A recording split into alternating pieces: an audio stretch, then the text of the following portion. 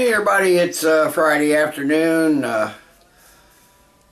Pretty nice day outside. I almost went outside today. I think it hit 40 degrees today, but it was really windy, so maybe next week, maybe I'll hit a lucky day where it's warm. I mean, 40 degrees is veritable heat wave from what it's been, but anyway, it's the final day of Bastard Week, fourth and final beer. I'm going to go back to Stone again. I'm going to do their Double Bastard Ale. Never had this before, never reviewed it before. Got a nice different Stone cap. The You're Not Worthy cap, so I'm going to definitely save that one, add it to my collection. There's a lot on the website and on the bottle. I think it's the same thing from what little I read, but I'll read a little bit of it, but I'll post it down below so you can read it at your leisure. But it says, this is one lacerative mother of an ale. It is unequivocally certain that your feeble palate is grossly inadequate and thus undeserving of this liquid glory, and those around you would have little desire to listen to your resultant whimpering. Instead, you slack-jawed, gaping gobemouche slink away to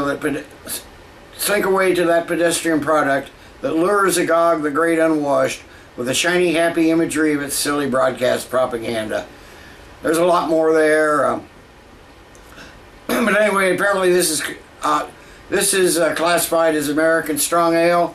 Comes in 11.2% ABV, so got my double glass for this one. So I'm definitely gonna seal this one up, save that nicely. You're Not Worthy. We'll get this in the glass and see what we have. I'm really glad that Stone started coming to the state. Now I just wish we could get those Green Flash Brewer beers locally, so I don't have to drive out of town to get them. I'm not gonna drink all of this. I'm gonna seal it up and stick it in the fridge for another time, share with somebody. We got a nice, almost cloudy copper, almost amber, dark copper, almost amber color. Got a finger of a really spongy, tannish, slightly off-white head. Nice looking beer, so let me get a nose on it. I think this is the winter seasonal. I think they said it was released on October 9, so I don't see a date on this bottle anywhere. But not that I can see. Sometimes when the bottles warm up and you get the beer out of them, then you can see something, but it's usually pretty faint where it is, but not getting any date. But anyway, yeah, getting nice floral citrus hops, a little bit of pininess in there,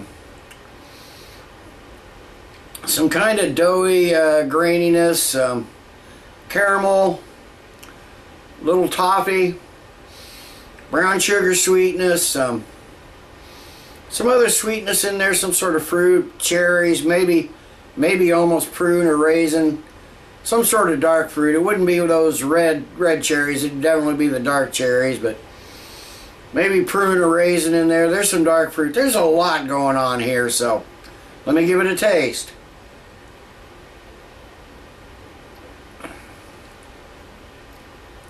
Okay, it's similar to the nose. You're getting that nice, almost toasty brown sugar taste right in the beginning.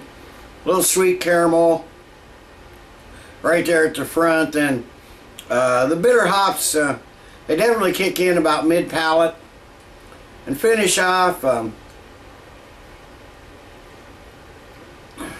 might be almost a hint of a tobacco-like taste, like I mentioned before on another review, like when you stick your nose in a fresh bag of a pipe tobacco or something. Not that, not that smoky tobacco smell, but just that sweet tobacco smell. Actually, I think smells pretty good.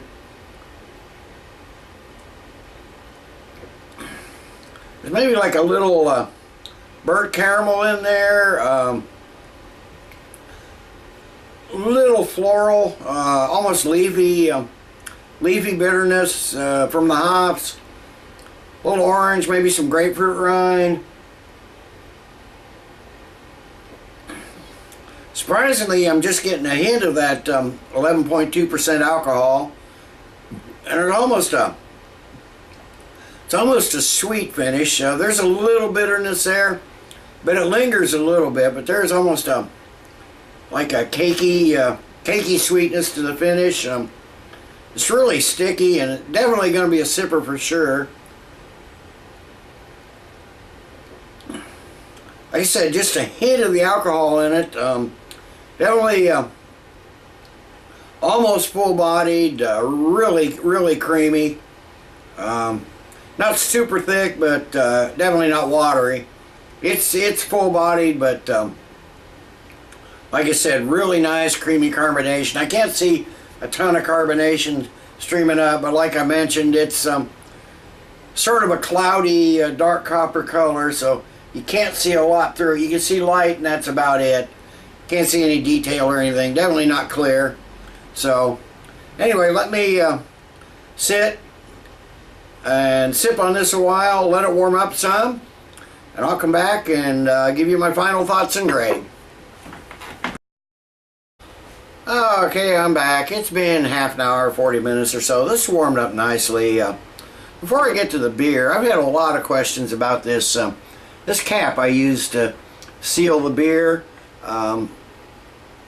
It's just one I bought in the local grocery store. I think it's actually made for wine bottles, but basically all it does, I don't know if you can find them or not, you turn it like this and it loosens up.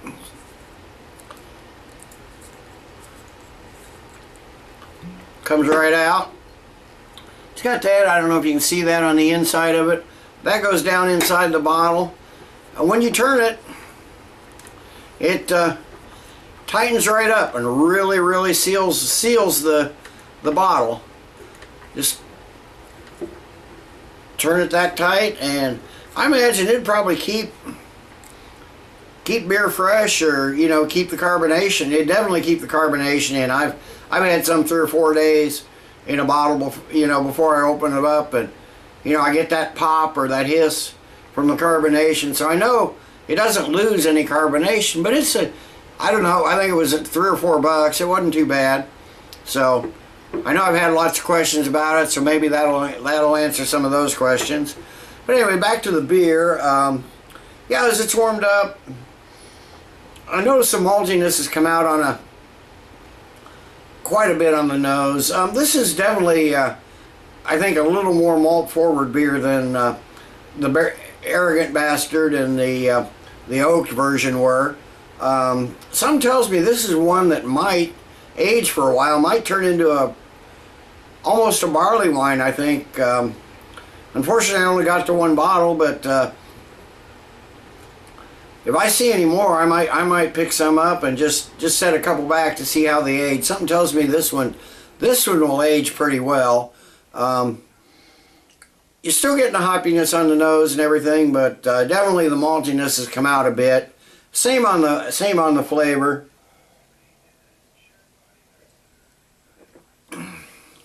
It definitely, like the Arrogant Bastard, the oaked version, I got the hops immediately on the beginning. I didn't get that, when I first opened the bottle. I'm definitely not getting it now. There's a bit of that slight bitterness on the front of the palate, but it's primarily that malty, really sweet maltiness there that kind of carries throughout the whole palate. So I think this one, not, like I said, not really a hop forward beer, not as much anyway. And something tells me this one would age really well. So I'd like to do that, but yeah, it's definitely a sipper though. Leaving some nice light lacing down the glass. Definite alcohol legs on the glass for sure. Although, surprisingly enough, at 11.2%, I'm not getting the alcohol on this as much as I got on the other 2 versions of it. Unfortunately, I didn't get any of the Lucky Bastard this year. Maybe next year. I guess that's a blend of this and the oaked and the regular Arrogant Bastard. I'm not sure how they're mixed, but I'd really like to try that. Overall, this is going to be, actually after trying the Arrogant Bastard and the oaked version, I like this better. I think I gave both those 9.5, so this Stone Double Bastard, it's going to get a 10 out of me, and something tells me if it's aged, I might crank it up to 11 or 12. You never know. Of course, my rating system doesn't go there, but that's an inside joke for Stumpy Joe and all you Spinal Tap fans. So 10 out of 10, damn good beer. Till next time, everybody, cheers. Let's keep drinking good beers.